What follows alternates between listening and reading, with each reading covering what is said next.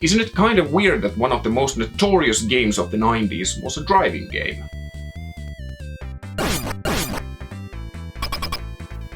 Hello everyone and welcome back to Retro Games in Rally English. My name is Juho Kuorikoski, I'm a Finnish journalist and a non-fiction author, and I'm here to talk about old games in my very Finnish English. It's about time we talk about driving games. After all, my channel is called Retro Games in Rally English. But rest assured, I'm not going to talk about the typical racer where you just drive around the track and try to win the race. We will be talking about Carmageddon, or Carmageddon as the title was known here in Finland. The game is brutal, funny, juvenile, and just so weird that it was no wonder why the game was so captivating when it was released. For those of you who are about to die, we salute you. So, let's fasten our seatbelts and dive a little bit deeper. Carmageddon was released by Stainless Software and SCI Games in 1997 for MS-DOS. The title is a racing game, but not in a sense the concept of racing is usually interpreted. Sure, you can win the races by driving through the track and finishing first, but more efficient and fun way is to destroy the competitors by crashing into them and disabling their rides. In this sense, Carmageddon is more of a fighting game or a battle royale of sorts. The last man standing or driving wins. There isn't that much backstory. The year is 2028 and you are one of 25 drivers and there are 36 tracks waiting. It's just mayhem in the streets. And honestly, the game doesn't need any more exposition. It's quite clear from the start what the goal is. Be the first to finish or the only one with a car with the engine running. The game garnered favorable reviews and it became a hot topic regarding the video game violence. The game is rude, shameless, insolent, a splatter rather than a racing game. On the other side, the game is also a lot of fun. In many ways, so absolutely ridiculous that all you can do is laugh. I absolutely love Carmageddon. The game was a breath of fresh air back in the 90s, for it reinvented the racing genre by introducing a totally different playstyle, usually connected with first-person shooters. The game's absurd humor is also spot on. The whole concept and the way it is executed, it's just so ridiculous that even the game itself makes fun of it. But what was more surprising is the fact that the game is worth playing, even today. There's nothing quite like the original Carmageddon. In the twisted world of Carmageddon, you can basically play the game as any other racer out there. Drive from checkpoint to checkpoint and eventually through the finish line. But that's quite boring.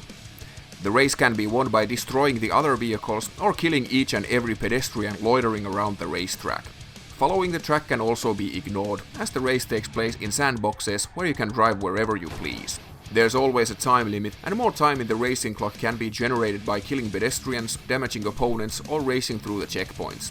In order to advance the game, you can't just wreak havoc. There's a goal, but it can be achieved in several different ways.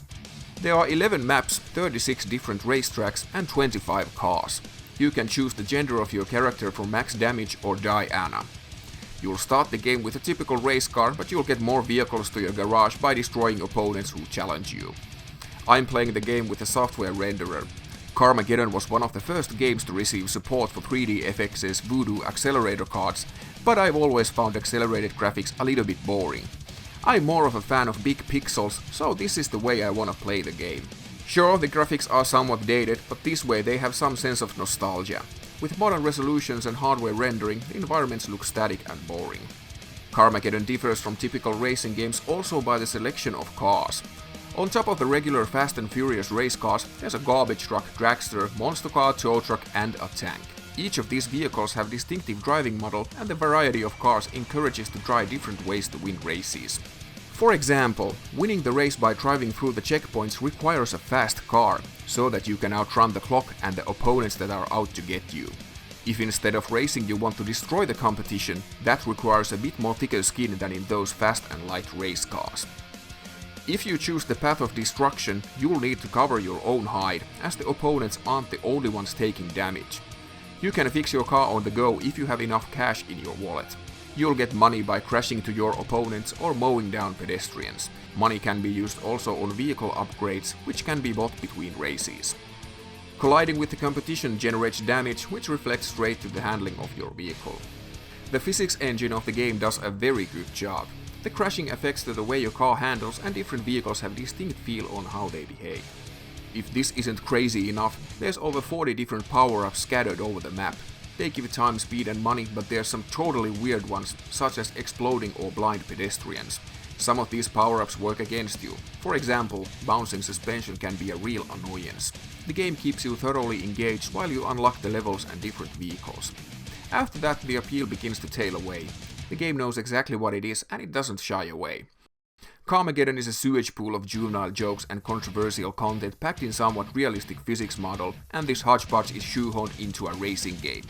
It's exactly as crazy as it sounds like.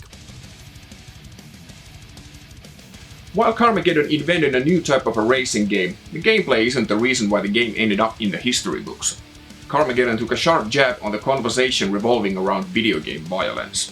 While Mortal Kombat and Doom can justify, in some sense, the use of excessive violence, in Carmageddon the things are a bit different.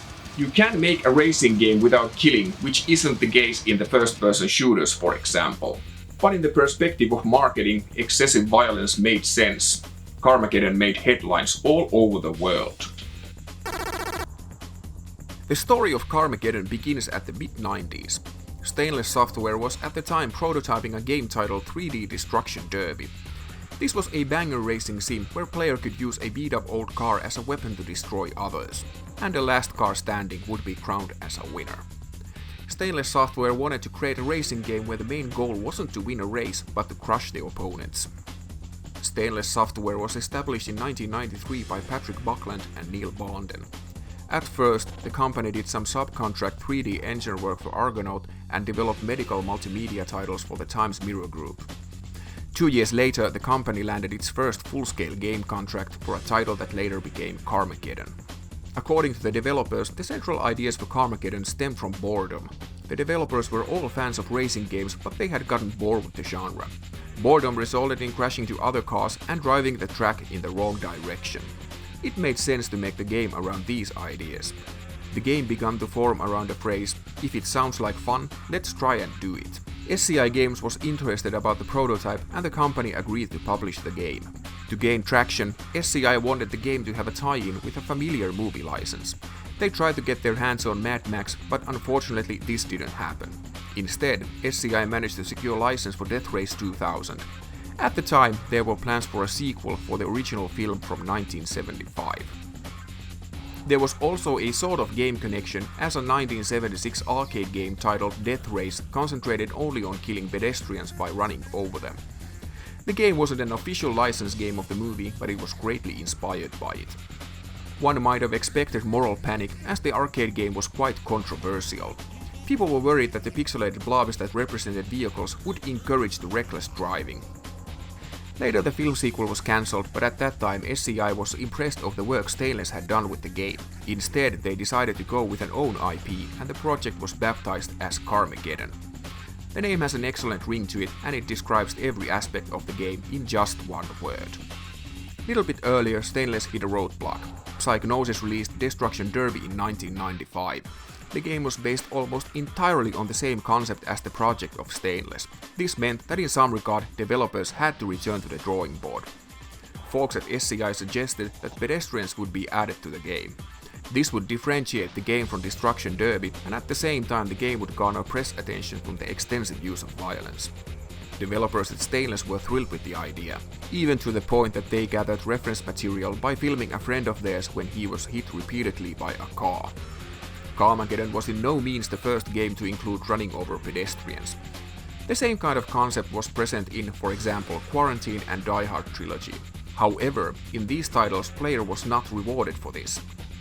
In Carmageddon, players would benefit in killing innocent bystanders by obtaining points and money, and this got the media's attention. Carmageddon also had the advantage that it was released at the right time.